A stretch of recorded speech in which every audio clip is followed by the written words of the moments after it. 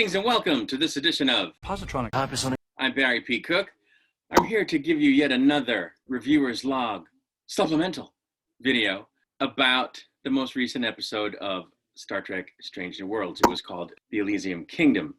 The reason for that is that, as I usually do, I've been watching other reviewers' videos since I did my own review of this episode, and some things were brought to my attention that I missed, and I wanted to talk about them briefly. And also in this case, because this episode has been rather polarizing among Strange New Worlds fans, I'm finding, in my Strange New Worlds fan groups on Facebook, at least. And I wanted to talk about that a little bit. But before we get to that, because that's the bigger conversation, let's talk about a couple of little things. I cannot believe this, but it did not occur to me during the episode that the Evil Queen's Crimson Guard, her foot soldiers, were red shirts. Totally missed that. Totally went over my head. I don't know how that's possible, but it did. Because you know what it is? I was likening them to the Red Queens, like Red Guard playing card things. Because, you know, they're both stories that have to do with a kingdom and a queen and a royal guard. And so I made a connection to the Red Queen with the crimson thing. But I didn't make the connection to red shirts, so that's my slip up. Speaking of the red shirts and the Crimson Guard, there's a scene in the episode where Una, as the Huntress, shoots a couple of arrows into a couple of different guards who of course are crew members, and the Doctor doesn't check on them. I didn't notice this at the time, but someone else brought it up. I think it was Nitpicking Nerd. And on the surface, that would seem to be kind of like weird, like why wouldn't he check on them?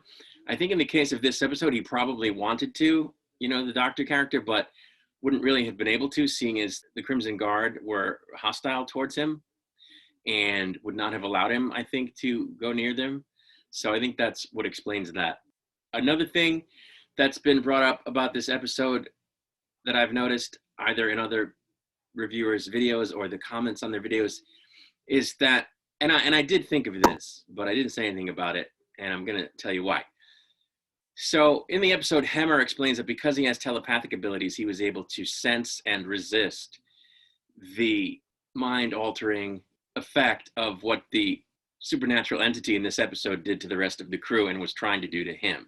And it happens that Vulcans, and thereby Spock, also have and has telepathic abilities. So the question is, why wasn't he able to resist as well? I think a practical reason for this is they may not have wanted to continue to put Spock front and center. They may want to have, you know, let the other characters have some play. And because they've done a bunch of Spock heavy stuff in the first 7 episodes. And Hemmer, on the contrary, really only had one episode where he was in it for, you know, any substantive amount of time. So that may have had something to do with it. I don't know that. It's a guess. But I think from a narrative standpoint, the way it makes sense is that, you know, Vulcan's telepathic abilities are not grandiose. Like, they can do a mind meld if they touch you, and they can sense things in a sort of limited way, but they're not telepaths like Beta Zeds, where, you know, Lwaxana Troi would often communicate with Deanna telepathically, and Deanna would hear her voice, her mother's voice in her head. Vulcans don't do that stuff.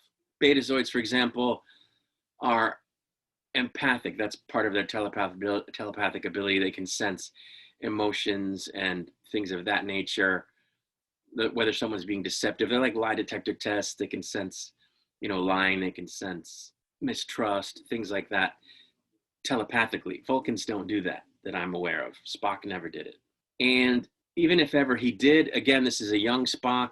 He isn't, you know, first of all, he's not a full Vulcan. Secondly, he's, like I said, young, and whatever telepathic abilities he may have demonstrated on the series, you could argue were underdeveloped at this point in time. And so that he wasn't able to sense this entity or repel it. Or maybe he tried and he wasn't successful. You know, he's not going to succeed every time, right, with his telepathic endeavors. So I didn't have a real issue with that. I kind of just let it go. Another thing I didn't mention in my review that, of course, I noticed was the fact that in the beginning of the episode, well, I mentioned it in my breakdown, but I didn't discuss it. In the beginning of the episode, the Doctor is mixing some potions, and he causes like a a little explosion and he gets dosed with some stuff, which he names in the episode. I forgot what he names it, but having seen the previews right from that moment in the episode, I thought, okay, this is going to be why he starts seeing all these crazy things. But of course, it turns out that's not the case because of the entity. And I think it was Nitpicking Nerd that pointed out that this was sort of like a plot hole or sloppy writing or not a good thing to have in the episode because it's a red herring and it doesn't go anywhere and so forth and so on. But my thoughts on that are that, yes, it's a red herring, and a red herring is a time-honored literary device. It's used to throw the reader off, or the viewer off in this case, from what's actually going on so that they don't see a twist coming, or so that they don't predict the outcome of the story before it happens, so that that the story is engaging rather than predictable. So there's nothing wrong with a red herring, to begin with. Secondly, the Doctor pretty much dispels that shortly thereafter in the episode when he says, I wonder if I'm hallucinating because I was dosed with whatever he says the chemical or compound was. And he doesn't determine, no, that's not it. But the fact that he's saying that would mean that he's not hallucinating, I think. In other words, when you're hallucinating, you're not going to necessarily remember. You wouldn't be conscious of the fact that you'd been dosed and might be hallucinating. You know what I'm saying? Like, maybe you might go, geez, am I hallucinating? But to me, when he said that, okay, I knew right away, no, that's not it, because he's aware of it. So I think that's what we were supposed to get from that. We were supposed to momentarily think that it was that. And then when he says, was I dosed? We're supposed to go, no, it's not that. So I wonder what it is. It's supposed to make you wonder, well, gee, what is it? Also, by the time we see Hemmer, which is fairly early in the episode, and he's aware of what's going on, it seems pretty obvious that what's happening has nothing to do with what the Doctor inhaled. So I didn't mind the red herring. I didn't think it was a plot hole or, bad writing or anything like that. I thought it made sense. One other thing that I didn't notice, which I'm sad that I didn't when the episode was airing, is that the book, The Elysium Kingdom, was written by Benny Russell. Benny Russell, of course, is the character that Captain Sisko inhabited in that one DS9 episode where the cast is all inhabiting Earth back in the 1950s. And the Russell character is a writer who writes sci-fi stuff, who basically came up with the story of Deep Space Nine within this episode. So that was pretty cool. A little cool Easter egg that he's the one who wrote this fantasy story. So I think that's an excellent thing. The only other thing I didn't notice, which is funny because I usually do notice it, I just thought that the moment where it happens was so cool that it must have gotten right by me. But in this episode, of course, Hemmer uses the transporter via communicator to beam the Evil Queen and some of her Crimson Guard out of the hallway that they're in to one of the cargo bays. And so that's yet another example in modern Star Trek of site-to-site transporting within a ship being done in a time when that technology didn't exist. They did it a bunch of times on Discovery in the early seasons before they went to the future, and they have now done it on Strange New Worlds, and it just wasn't done. There's an episode of original series Star Trek, I forget which one it is, where Spock is asked whether this can be done, and he says, technically it's possible, but it isn't done because it's very, very dangerous, and nobody really does it for that reason. So it's kind of a continuity breaker when they do these things on Strange New World and when they did them in the early seasons of Discovery. So I really hope they stop doing that stuff. And again, it's yet one more of those things that I thought was going to be a problem when I first heard that they were developing these shows, that they were going to, this show, that they were going to do things like that break the continuity. So yeah, they did it again, just to note it. Now, with all that stuff out of the way, I want to talk about how this episode is somehow polarizing. Nitpicking Nerd didn't like it all that much. He found that it had redeeming qualities, but he had problems with it. Other reviewers didn't like it. On the other hand, a lot of reviewers and fans loved this episode. If you check Twitter, if you check the Facebook groups for Strange New World and Star Trek, you're going to find a lot of people loving this episode like I did. So it's very polarizing for some reason, and I'm confused by that. I don't seem to recall this meant, I don't seem to recall episodes of Star Trek being polarizing in this way. Generally, you find there are episodes that fans like and there are episodes fans don't like, and the people whose views are opposite are small in number usually. But in this case, it's like a 1-to-1 almost. And as I said, I loved the episode, so I don't really get that. But apparently, some of the complaints have to do with things like the fact that they thought the episode was too goofy, and that goofy is not Star Trek. Star Trek is supposed to be exploration and drama, and this was just screwball comedy-like, and they didn't appreciate it.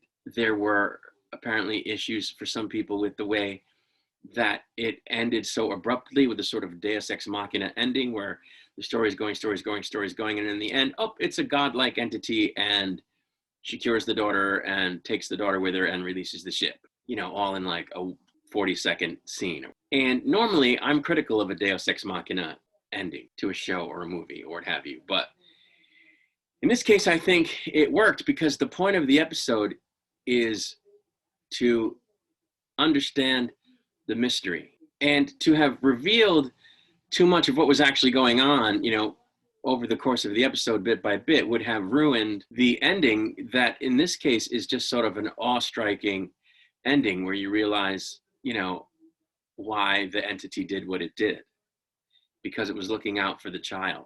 And it wasn't completely Deus Ex Machina, because the moment that Hemmer and the doctor get to engineering, they kind of figure out this is some kind of entity, in all likelihood, that is intelligent and inhabits the nebula.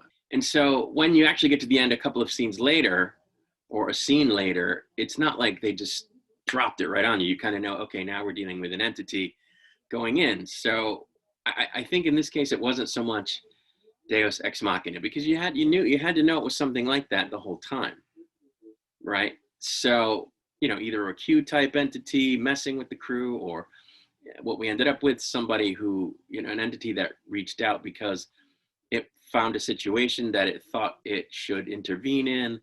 And so I didn't think it was very Deus Ex Machina. Maybe a little bit, but it didn't bother me. Another issue that I'm hearing didn't sit well with some fans is that they couldn't believe that the doctor just gave up his daughter so quickly to another entity, to never see her again, potentially, because that's not something a parent would do so easily. And I think that's true if we're talking about stakes that aren't life or death. This was a life or death situation. And his option was to either let her go so that she would live, because he wasn't going to be able to save her. He realizes that her window is closing and the chance of finding a cure was just all but gone, before that window closed, and that he didn't want to be without her, but she could live and go on and not die and be happy and have a life if he relinquished his own happiness and let her go. And so that's what he did, against the backdrop of it's this or she dies, or he would have had to enslave the crew to the whims of the entity and keep the ship there for decades until she died of something else, or longer if the entity decided to never let her die. And again, against that backdrop, he couldn't have possibly chosen to choose himself and his own happiness. That would have been the wrong choice, and he knew that, and he couldn't do it. So that's why he let her go. He knew it was the right thing.